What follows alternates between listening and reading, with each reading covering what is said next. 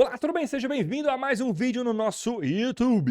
E seguinte, ó, no vídeo de hoje vamos fazer meio que um comparativo, tá? Eu não quero nem chamar de comparativo, porque eu não vou pegar duas bibliotecas e vou sair, ó, essa aqui como você faz isso, e essa aqui como você faz a mesma coisa, depois essa, depois isso aqui, enfim, não vou sair mostrando várias coisas não.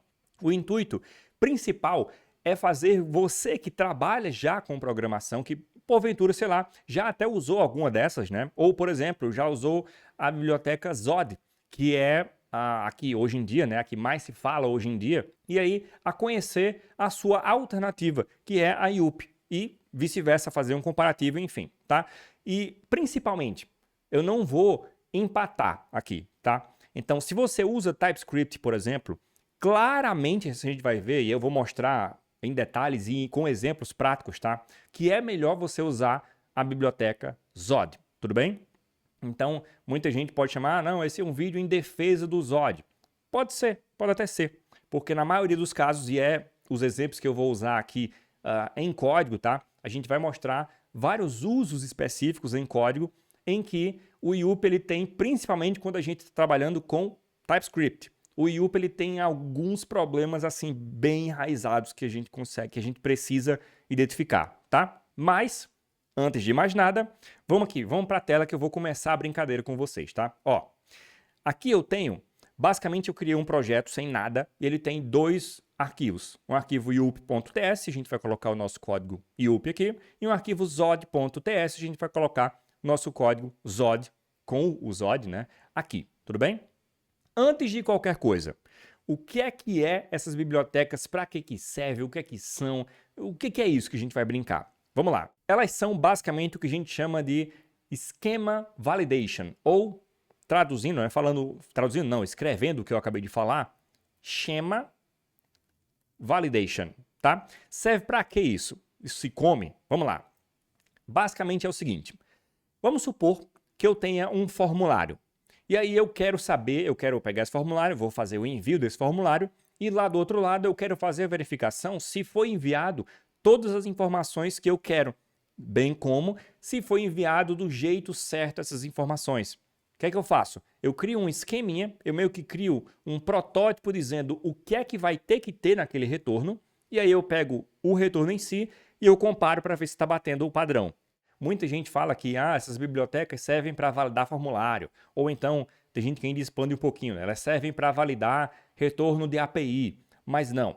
Olha só, qualquer dado que você tenha, não importa de onde ele venha, se ele veio de uma função, se ele veio de uma API, se ele é um dado que você vai enviar ainda para uma API, se ele é dado de formulário, se veio de uma outra função, se veio, enfim, não importa de onde veio. Se você tem um padrão de dados e você quer validar se aquele padrão de dados segue o padrão, você vai e você usa esse tipo de biblioteca, tá? Você cria um padrão de um lado, vai dizer, ó, o dado aqui ele tem que ter isso, funcionando da seguinte forma, tá aqui o padrão. Aí você pega o dado, ou os dados, né, e você bate com o padrão para ver se os dados estão no padrão. Basicamente é isso, tudo bem? Então, beleza. Essa é a função, a utilidade dessas bibliotecas. E aí você pode usar, como eu falei, para formulário, para retorno de API, para envio de dados para uma API, para retorno de uma função específica. Enfim, você pode usar para muita coisa diferente. Tudo bem? Beleza. Então, seguinte.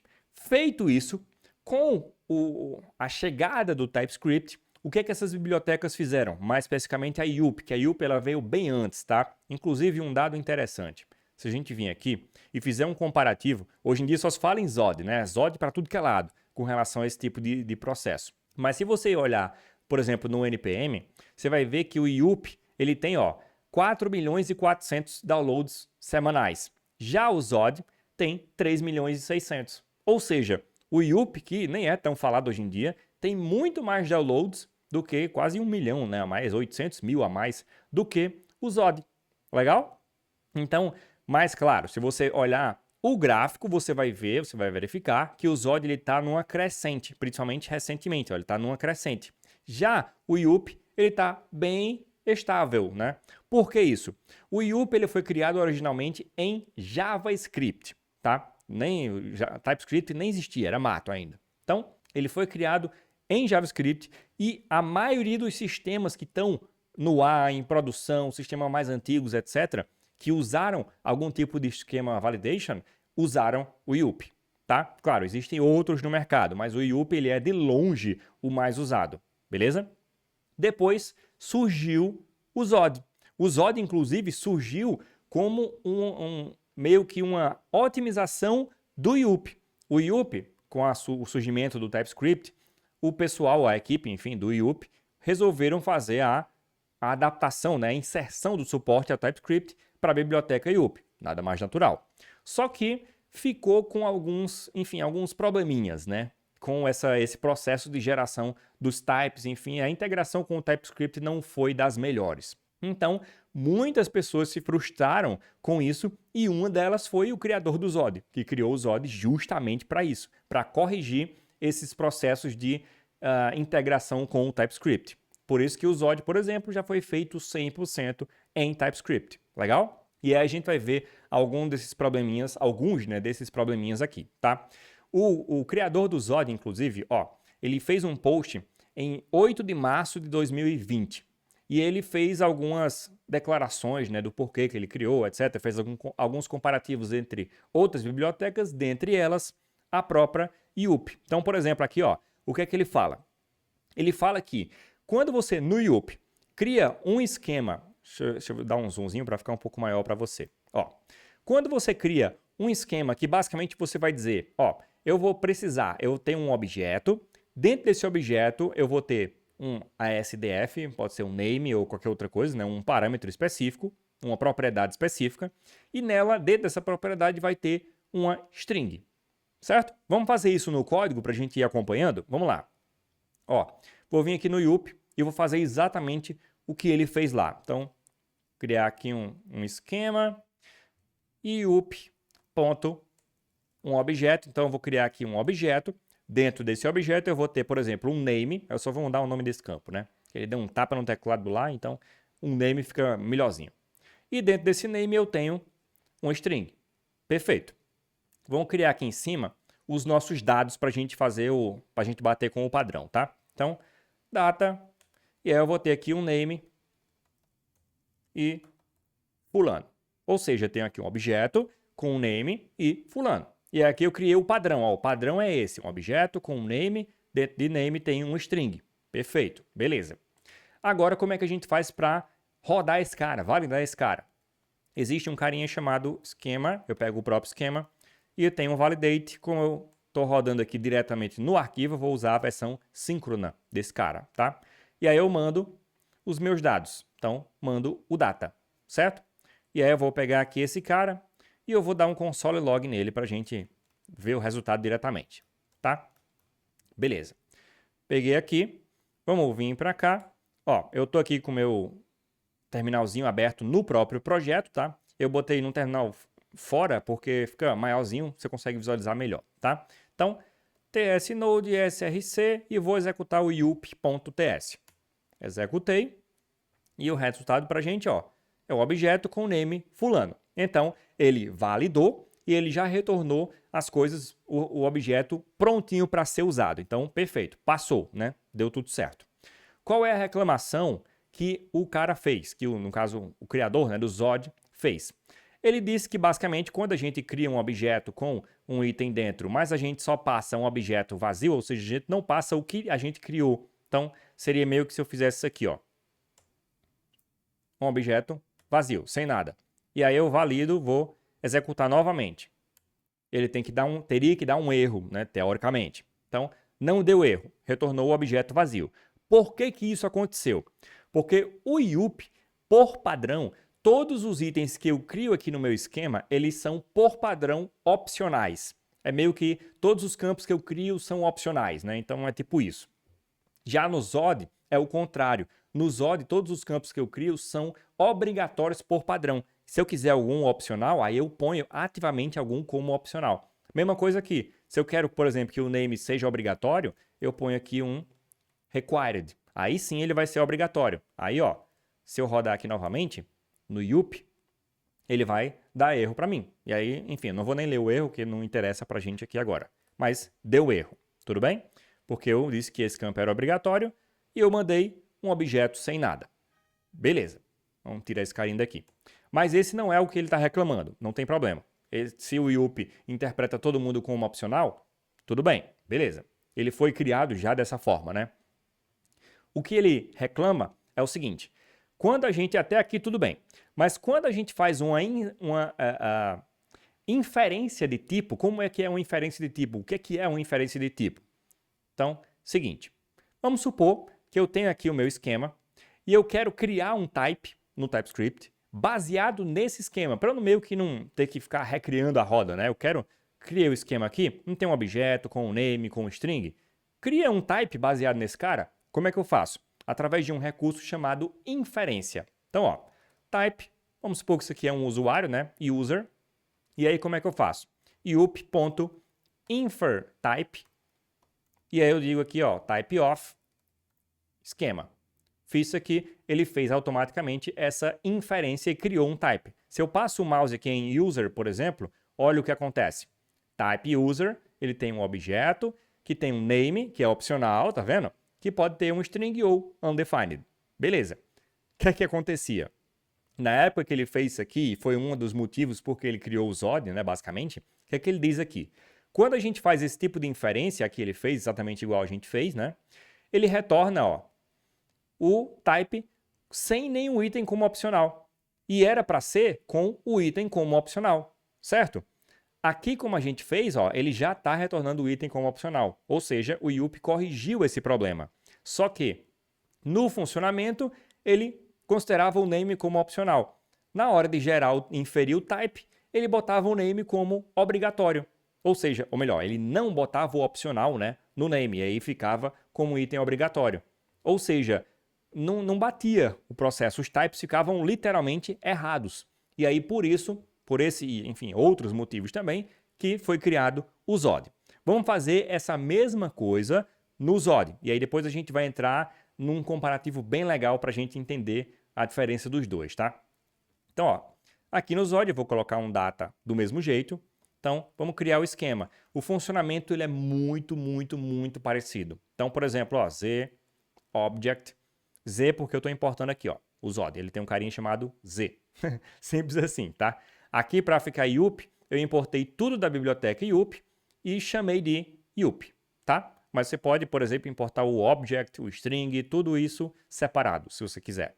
No Zod, não. Tudo está no Z e está tudo certo. Então, vamos lá. Eu tenho um objeto. Dentro desse objeto, eu tenho um name, que vai ter o quê? Uma string. Criei aqui. Agora, o que é que eu vou fazer? Para eu fazer a validação de fato desses dados, né? Como é que eu faço? Console.log, eu vou fazer direto aqui no console também, tá? Esquema. No caso do Zod, existe um parse. E aí eu mando data, que são os dados. Certo? Então, como eu falei, o Zod, ele, por padrão, todos os itens que eu crio aqui, eles são obrigatórios. Então, se eu deixar do jeito que está aqui, com o objeto vazio, sem nada, e eu rodar, vamos lá, tsnode, src e Zod. Vamos rodar o Zod. Rodei ele e ele vai dar erro, tá? Novamente não vou ler o erro também, não interessa pra gente. Agora, se eu vim para cá e colocar um name fulano e rodar novamente, vou rodar novamente aqui, ó, ele funciona. Retornou para mim o objeto bonitinho. Ou seja, o funcionamento entre o Zod e o IUP ele é meio que inverso, né? Agora vamos pegar o type, vamos fazer a inferência do mesmo jeito. Então, type user, por exemplo, tá?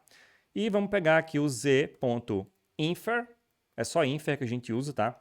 Type of, e eu mando o meu esquema, no caso, esquema. Pronto. Quando eu passo o mouse, olha lá, eu tenho um type user, que ele tem um objeto com um name que pode ter um string. Simples assim, tá? Como no Zod o objeto ele é, por padrão, obrigatório, no type ele vai seguir o mesmo procedimento. Então, se eu ponho name zstring, se eu crio um type, que eu tenho o type nesse formato aqui, um objeto com um name string, o name não é obrigatório? No TypeScript, por padrão, ele vai ser obrigatório. Para ele ser opcional, eu tenho que botar a interrogaçãozinha. Então, mesma coisa no Zod. Como ele foi feito já com o TypeScript, ele meio que já tem essa conversa. O IUP ele teria que inverter o funcionamento inteiro do IUP para ter essa padronização. Por isso que não tem, né? Por exemplo. Então, pronto, optional. E aí acho que a galera que fez a integração com o TypeScript do Youppi meio que acho que esqueceram, né, desse funcionamento meio inversamente proporcional que a biblioteca deles funciona. Então, por exemplo, aqui eu coloquei o optional. Quando eu passo o mouse em user, olha lá, agora o name está opcional. Beleza? Show! Mas isso já foi corrigido pelo Youppi. Então, agora já está todo mundo... Beleza, tudo bem. Ele continua sendo como opcional. Eu não posso reescrever a biblioteca inteira invertendo todo o funcionamento, né? Eu vou quebrar tudo. Mas ele continua como opcional, não tem problema. Se eu quiser colocar ele como obrigatório, eu ponho o item como obrigatório, adicionando aqui um required. Tudo certo. Agora que a gente vem, vamos começar agora a brincar um pouquinho com as duas tecnologias e ver até onde cada uma delas vai. Aqui que vem a parte mais importante do vídeo, tá? Seguinte, vamos criar aqui, por exemplo, no Youppi, um campo de uma propriedade, né, nesse objeto de e-mail. Então, e-mail, Youppi, vai ser um string e vai ser um e-mail. E aí o próprio Youppi vai validar se tem uma string nesse campo, nessa propriedade, né, e-mail, e se essa string ela tem o formato de um e-mail. Não necessariamente se é um e-mail válido, mas sim se tem o formato, se é um string que bate com um e-mail, né, basicamente, tá? Então, eu venho para cá e eu posso, inclusive, colocar uma mensagem de erro. Então, por exemplo, e-mail inválido, caso, né, dê algum problema. Mesma coisa eu posso criar no Zod. Então, e-mail, z, string, e-mail, e aí eu posso também, do mesmo jeito, colocar um e-mail inválido. Mesmo processo, certo? A diferença é o seguinte, no Youppi, tsnode, src, Youppi, vou rodar o Youppi aqui, ele vai passar. Por quê? Eu estou mandando um objeto vazio, mas eu não criei aqui o padrão, mas não tem nada aqui que é obrigatório. Então, se eu não mandei nada, não tem problema. Ele vai funcionar do mesmo jeito. Já no Zod, como eu criei esse processo desse jeito aqui, ó o meu type. E-mail tem um string dentro dele. Perfeito. Se eu venho para cá e rodo o Zod,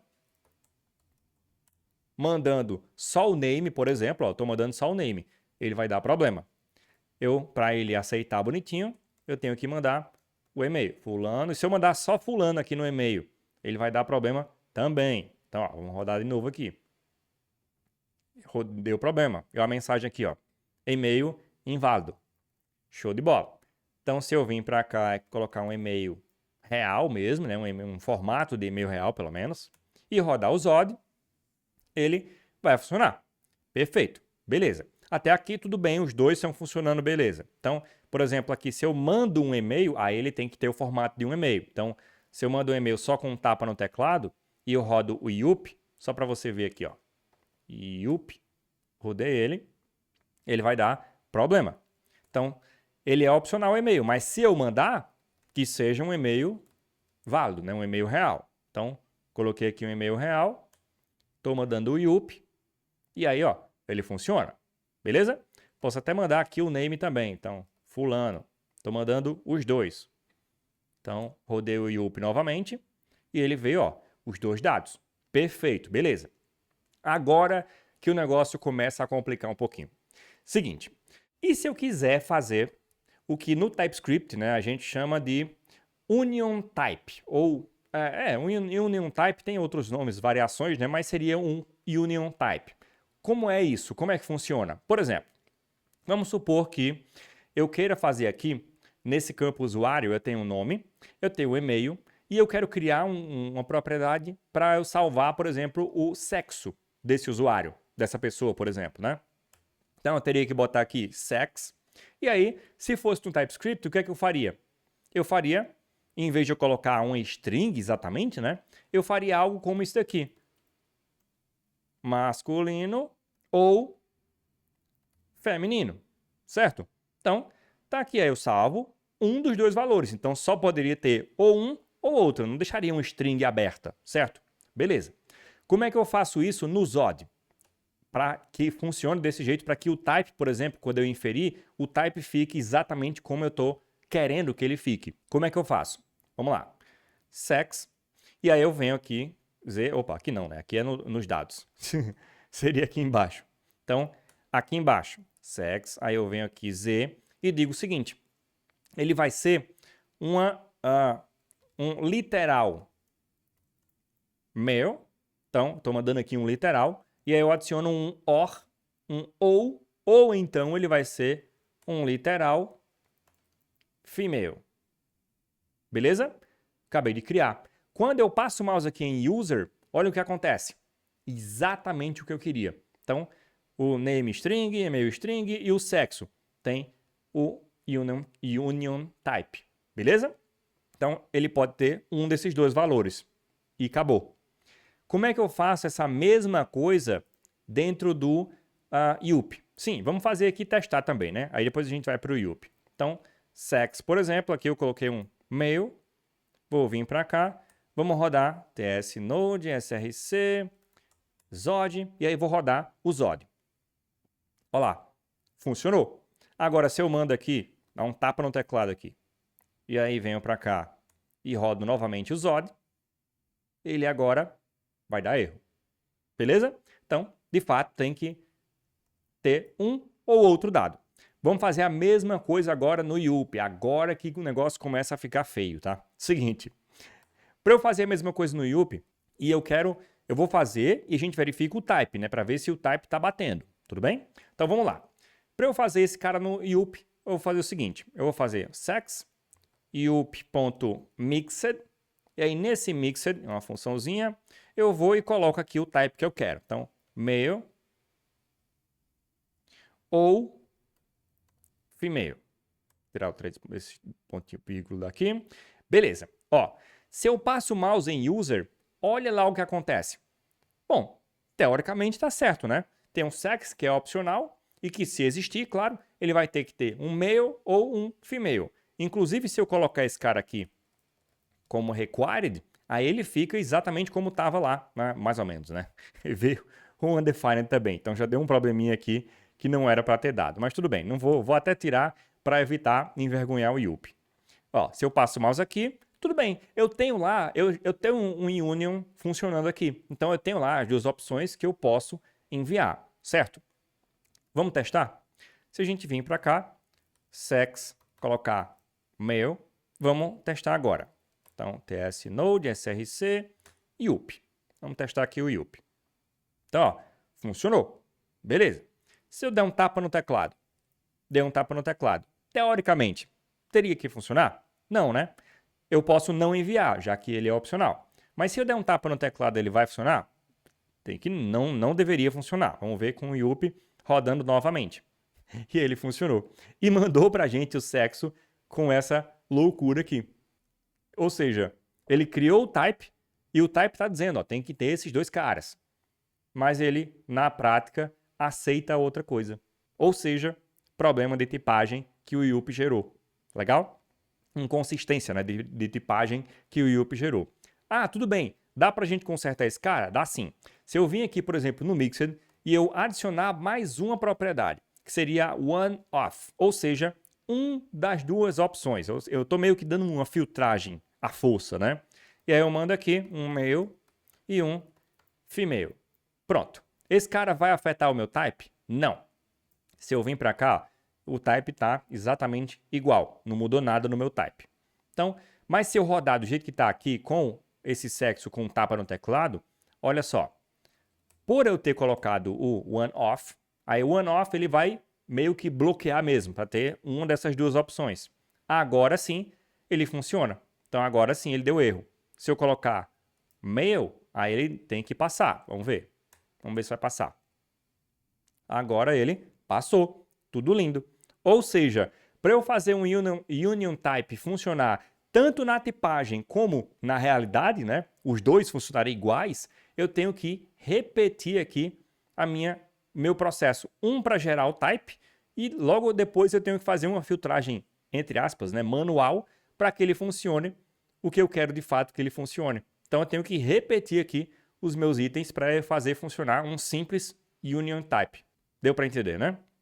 Esse é um problema grave do IUP. Ainda tem outros detalhes. Por exemplo, o IUP ele não tem suporte a fazer o schema ou o esquema, né, de funções com parâmetros e retorno, etc. Tá? Como assim? Vamos lá. Aqui no Zod, por exemplo, Vamos supor que eu tenho uma função de adicionar. Então, add, vamos chamar de add. Eu posso criar aqui um esquema para validar essa função se está tudo certinho? Posso sim. Como? Ó, z.function, eu vou dizer que eu estou criando, né, esse add, ele vai ser uma função. Não só isso. Quais são os parâmetros dessa função? Args, e aqui dentro de args eu ponho quais são esses parâmetros. Então, por exemplo, já que é uma função add, vamos botar 2 números, né? Então, number e z_number. 2 parâmetros. Legal? Eu posso definir o retorno também. Returns z_number. Ou seja, eu criei uma função que ela tem argumentos. Quais? O primeiro é um número e o segundo é um número. E ela retorna um outro número. A função adicionar, né? Ela pega 2 números, enfim, retorna um outro número. Beleza. Se eu passo o mouse em user, olha só o que eu tenho lá. Uma função com parâmetro, ele está chamando de args0, né? Não importa o nome. É um número, args1 é um número, ele ainda deixa para você quiser mandar outros, né? E ele retorna um number, tudo certinho. Eu não tenho como fazer a mesma coisa com o IUP. Então, eu não tenho como fazer inferência, muito menos, na verdade, esquema, né? Validação de função e menos ainda a inferência de type de função. Um outro tipo de type que se faz bastante é o type de promessa. Então, por exemplo, vamos supor que eu tenho aqui um outro cara que vai ser, sei lá, um full name. E aí, o que é que ele vai retornar? Uma promise, promise, e essa promise, depois que ela terminar, vai ser o quê? Vai ter um string. Quando eu passo o mouse aqui no user, olha lá, eu tenho full name, que é a propriedade que eu criei, que ela é uma promise e o retorno é uma string. Beleza, acabei de criar aqui no meu esquema uma promise, que eu agora posso trabalhar com promise junto com o Zod, né? E com o IUP, infelizmente, eu não tenho como fazer isso. Então, eu só posso fazer meio que essas inferências um pouco mais básicas, até que para algumas complexidades maiores de inferências, o IUP ele funciona, mas quando você envolve TypeScript, aí o negócio não fica muito legal, tá? Às vezes, inclusive, como o exemplo aqui que eu dei do Union, um typezinho básico, né, que se cria com o TypeScript, ele faz a inferência errada. Ou melhor, ele faz a inferência certa, mas não funciona. Então, nesse caso aqui, ó, quando eu criei o sex, eu disse basicamente, o sex ele vai ter um literal com o nome male ou um outro literal com o nome female. Pronto. Ele vai funcionar na prática como isso daqui, ou seja, só vai aceitar ou esse cara ou o outro. E no type, ele vai corresponder. Então, ele vai aceitar ou male ou female. Então, no Zod, o type ele funciona fielmente. Eu, pelo menos, ainda nunca encontrei um bug, né? Enfim, uma discrepância entre o type gerado e o funcionamento de fato do processo de validação, tá? Então, quando você trabalha com o TypeScript, o Zod é bem melhor, é bem mais confiável de se trabalhar e também já tem uma abertura bem maior de gama de opções e de combinações, inclusive, de coisas que você pode fazer. Tudo bem? Claro, esse vídeo não é um curso nem de Zod, nem de IUP. Tem infinitas funções que cada um deles pode fazer. Tudo bem? Inclusive, coloca nos comentários aqui qual dessas duas você usa e por quê. Porque muita gente simplesmente, eu uso o Zod porque a galera tá usando. Eu uso o IUP porque no meu trabalho usava. E aí simplesmente bitolei no IUD e não uso mais nenhum outro. Você já testou os dois? Você viu os eventuais problemas dos dois? Você viu as potencialidades positivas de cada um, para quando usar um, quando usar outro? Porque os dois são muito usados no mercado. Você pode ver até pelo número de downloads de cada um deles, né? Então, eles são sim muito usados no mercado ainda, os dois, ambos. Embora o Zod hoje em dia esteja crescendo bastante, e principalmente para quem trabalha com TypeScript, tende a ser meio que está se tornando, né, uma escolha meio que óbvia. Tudo bem? Beleza? Espero que eu tenha te ajudado com esse vídeo, espero que eu tenha esclarecido. Só com esse vídeo você já consegue aprender a usar, por exemplo, o Zod e o IUP também. Aí agora é só olhar a documentação e você vê outros detalhes, outras propriedades, outras funções, outras coisas que você pode fazer com essas duas bibliotecas. Beleza? Espero que você tenha gostado. Se inscreve no canal que eu estou postando vídeos a todo momento. Então, valeu, tchau, tchau e até mais.